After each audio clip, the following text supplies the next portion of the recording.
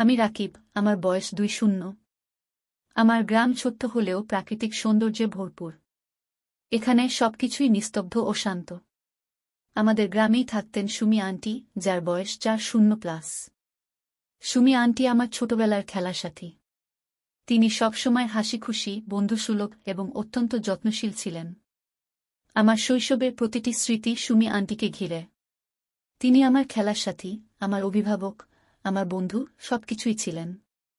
বয়স বাড়ার সঙ্গে সঙ্গে আমাদের সম্পর্ক আরও গভীর হতে থাকে। সেই সম্পর্কের মধ্যে ছিল নির্ভরশীলতা, বিশ্বাস এবং এক অদ্ভুত মায়া। আমাদের গ্রামে সন্ধ্যা হলে সবাই মিলে মাঠে বসে গল্পগুজব করতাম। একদিন এমনই এক সন্ধ্যায় সুমি আন্টির সাথে একান্তে সময় কাটানোর সুযোগ হয়। আমরা দুজনেই চুপচাপ বসেছিলাম। হঠাৎ আন্টি আমাকে জিজ্ঞেস করলেন, রাকিব, তোমার ভবিষ্যতের পরিকল্পনা কি? আমি একটু থমকে গিয়ে বললাম, আন্টি, আমার ইচ্ছে ঢাকা গিয়ে উচ্চশিক্ষা নেওয়া। কিন্তু মায়ের জন্য আমি এখানে থেকেই পড়াশোনা চালিয়ে যাচ্ছি। আন্টি একটা দীর্ঘশ্বাস ফেলে বললেন, তুমি তো অনেক বড় হয়ে গেছ রাকিব। এখন তোমার নিজের ভবিষ্যৎ নিয়ে ভাবার সময় এসেছে। এই কথায় আমার মনে এক অদ্ভুত অনুভূতি হল। আমি লক্ষ্য করলাম আন্টির চোখে এক ধরনের দুশ্চিন্তা ও বেদনার ছাপ। আমি ভাবতে থাকলাম, কেন আন্টি এমন বলছেন? একদিন আন্টির বাড়িতে গিয়ে দেখলাম তিনি কিছু রান্না করেছেন। আমি তার পাশে গিয়ে দাঁড়ালাম। হঠাৎ করেই আন্টি আমার দিকে তাকিয়ে বললেন, রাকিব, তুমি যদি কখনো আমার কোনো সাহায্য প্রয়োজন হয় তাহলে নির্দ্বিধায় জানাবে। আমি হেসে বললাম, আন্টি, আপনি তো সবসময় আমার জন্য রয়েছেন। আপনাকে কিছু বলার প্রয়োজন হবে না। দিন দিন আমাদের মধ্যে এক ধরনের অদ্ভুত সম্পর্ক গড়ে উঠতে থাকল। একদিন আমরা গ্রাম থেকে দূরে একটি নদীর ধারে বেড়াতে গেলাম। সেখানকার প্রকৃতির সৌন্দর্য আমাদের দুজনকেই মুগ্ধ করেছিল। আমরা নদীর ধারে বসে আড্ডা দিচ্ছিলাম। আন্টি হঠাৎ আমার হাত ধরে বললেন, রাকিব, তুমি জানো না আমি তোমাকে কতটা ভালোবাসি। আমার হৃদয় ধকধক করতে লাগল। আমি কোনো কথা বলতে পারছিলাম না। সেই মুহূর্তে আমি বুঝতে পারলাম আমারও আন্টির প্রতি এক অদ্ভুত আকর্ষণ রয়েছে। আন্টির হাত ধরে আমি বললাম, আন্টি, আমি জানি না এটা কী ধরনের অনুভূতি, কিন্তু আমি আপনাকে ছাড়া থাকতে পারব না। আমাদের সম্পর্কের গভীরতা দিন দিন বাড়তে থাকল। আমরা একে অপরের প্রতি আরও বেশি নির্ভরশীল হয়ে উঠলাম।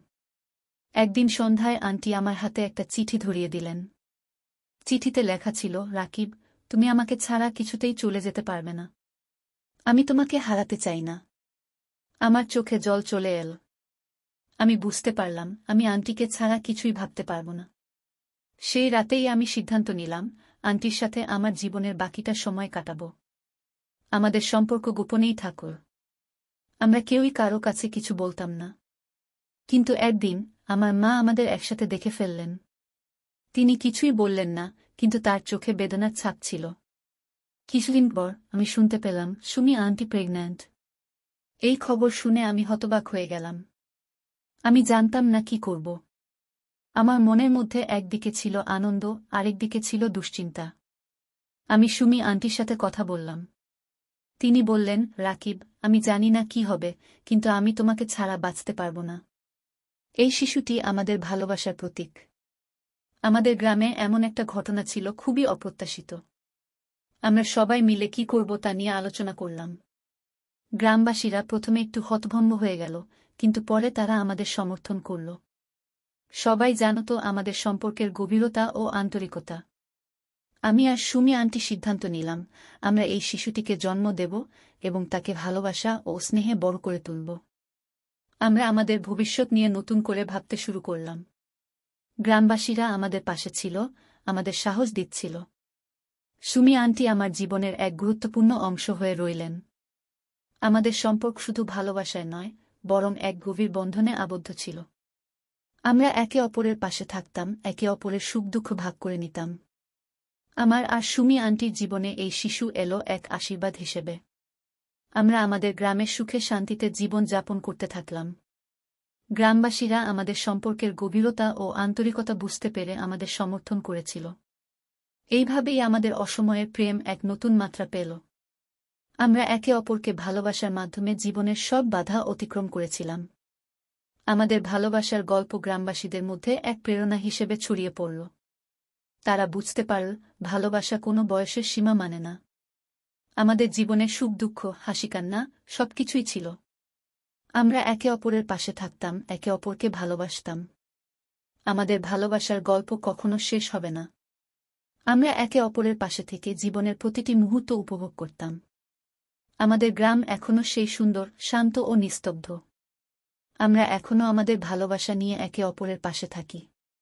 আমাদের সন্তান আমাদের ভালোবাসার প্রতীক হিসেবে বড় হয়ে উঠছে। আমরা একসাথে জীবনের প্রতিটি মুহূর্ত উপভোগ করি। আমাদের ভালোবাসার গল্প কখনো শেষ হবে না। এইভাবেই আমাদের ভালোবাসার গল্প চলতে থাকে। আমরা একে অপরকে ভালোবাসি, সম্মান করি এবং জীবনের প্রতিটি মুহূর্ত উপভোগ করি। আমাদের ভালোবাসার গল্প আমাদের সন্তান, আমাদের গ্রামবাসী এবং আমাদের নিজেদের মধ্যে চিরকাল বেঁচে থাকবে।